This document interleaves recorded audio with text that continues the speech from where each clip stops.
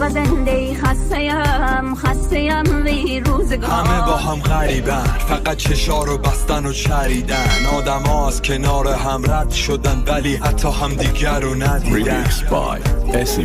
خسته‌ام وی بخت ناس و وی زمان ادبار. دور بابای غم من میرسم به چیزی که لایقم. شاید توی زندگیمم له شدم ولی تموم میشه با خنده. دیارا وفا اصلا مجور وفادار اصلا دنی. هر که بم گو عاشقم بیدی مراد دلم بری. هر که بم گو عاشقم بیدی مراد دلم بری. خرابم روزگار درد بارم روزگار.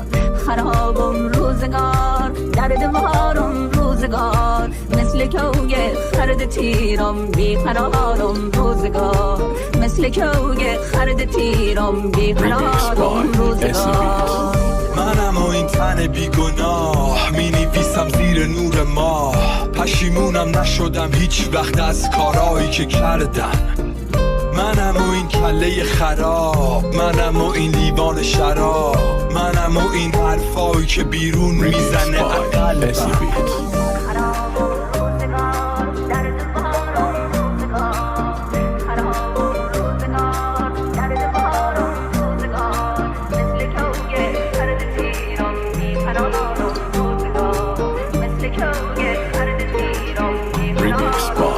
تو دریایی و من قطره، تو یه کوهی و من صخره. اصلا تو خوبی من بد، من اونم که دنیا رو نمیفهمه. تو این دنیا رو که یکی پادشاهه و اون یکی برده. من واسه دلم زنده، اونم خوشحاله از کاری که کرده. منم و یه آسمون صاف شده سقف واسه خونه ها. منم و یه قلم و ورق و دستای پشت پرده.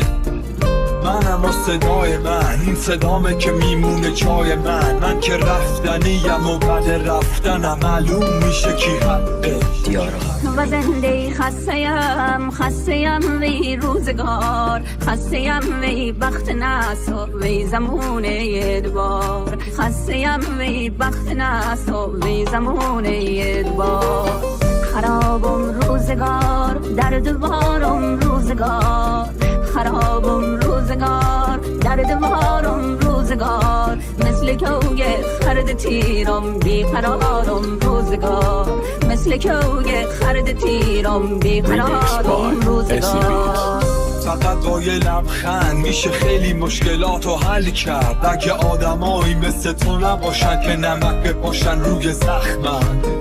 همه با هم غریبن، فقط چشا رو بستن و چریدن. آدم ها از کنار هم رد شدن ولی حتی هم دیگر رو ندیدن.